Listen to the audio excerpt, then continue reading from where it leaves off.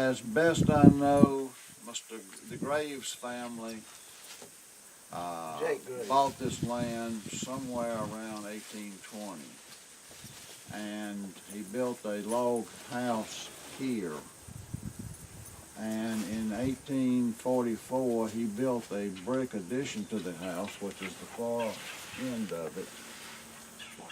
Then in about 1878, my great-grandfather, Henry Anderson Brumfield, was looking for a place that he could buy more land contiguous all together, and he swapped farms with Mr. Graves for his farm up on Little Bearskin Creek.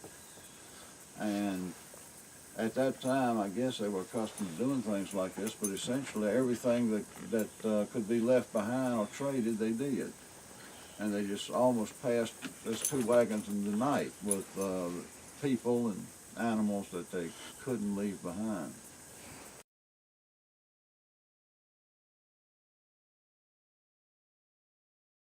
This was known as Canada land. Yeah.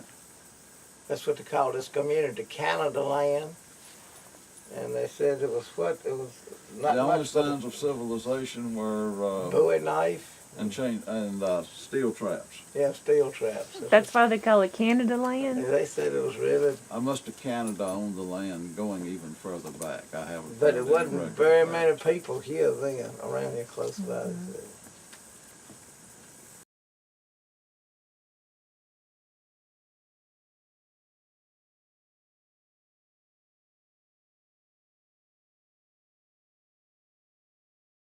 Only bought the 240 or 50 some acres. He acquired additional land, and it was his goal to leave each, or to establish each of his children, 12,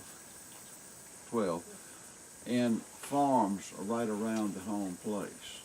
Now, whether that was for companionship or whether that was for cheap labor, I'm not real sure, but he did and they did, and all around here are Reynoldses that were one child, or in this case, our grandfather was the youngest child. He got to keep his mother up, and so he inherited the home place, but only after his mother died.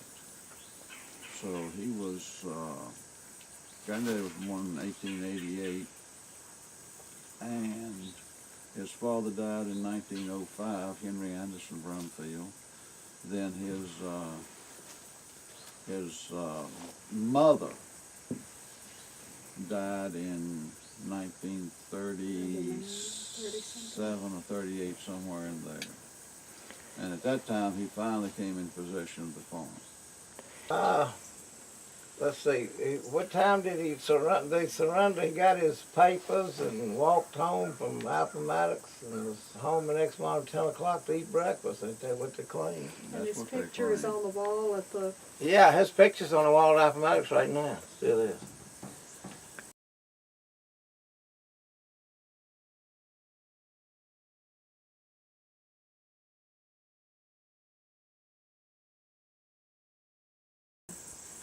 And among his notes, he talks about things that happened while he was living here, including one night someone broke into the pantry during the Civil War and stole a ham, didn't he say?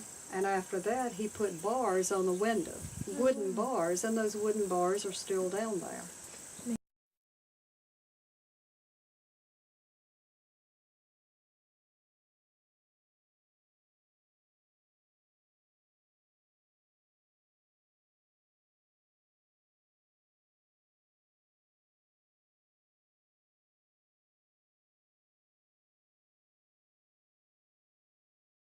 Yes, she was a Craddock from near Chatham. She, evidently, one of her sons gave her a diary for Christmas each year, a blank diary, and that's what she used for the following year to write her diary. We have decided that the diaries were more a farm journal than just a personal diary. They were, of course, she wrote when the children were sick or someone died, but she wrote every day of the work that was done here on the farm. And it was a tremendous amount of work that the men did and the women did. She wrote about the weather. The 1918 diary records what we know now to be the great influenza pandemic. Is that the right word? That came back after World War I with the soldiers. And she writes, I don't ever remember so much illness in the community. And in fact, her own son was sick and he died. But that day, she said, a good day. Charles Brumfield died today. That was her son. We finally have decided from that that first line of every page in the diary was a weather report. It was a clear day. It didn't snow. It didn't rain, whatever. It wasn't especially a good day.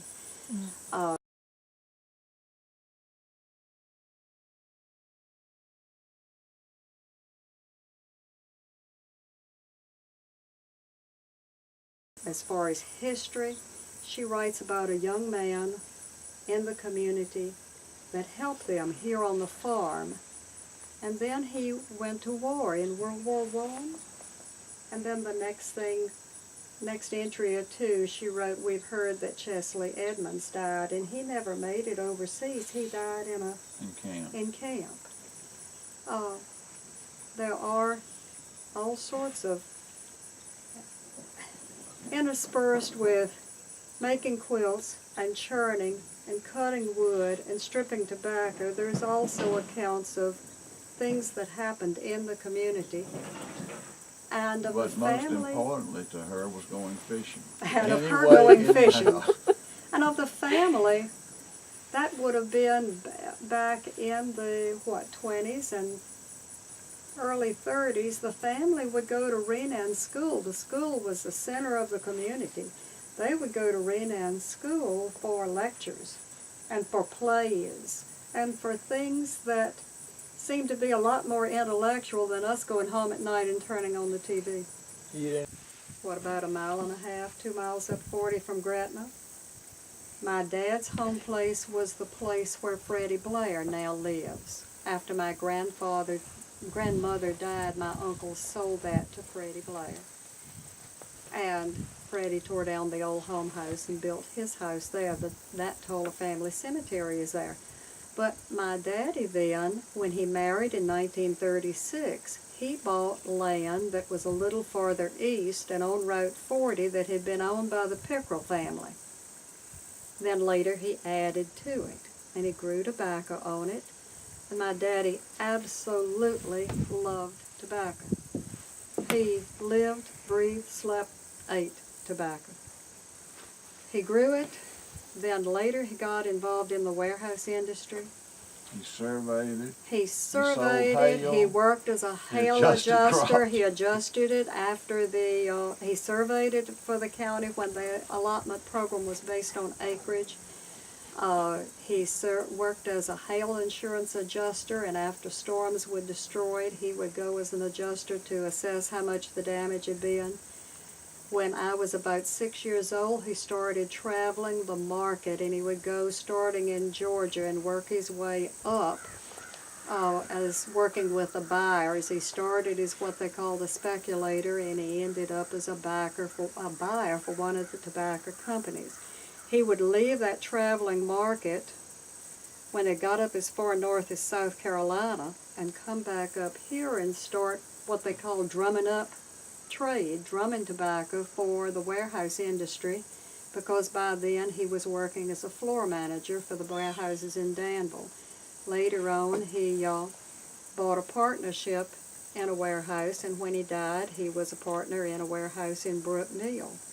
He absolutely loved tobacco. And we have one old log barn on the place that, if it was not there when he bought the place in 1936, it was built probably fairly soon after that, in the next 10 years maybe. But then that was the way we had of making money when we were kids in school. I hired out to people to work in tobacco, and I think I could string tobacco in my sleep now. I could close my eyes and string tobacco. It was before they had the machine stringers and all of that. And they pulled tobacco and did it for uncles and grandparents. And the most I ever Like it made, too. though, was $5 a day. When I was a stringer, I got $5 a day. Before that, I got $4 a day.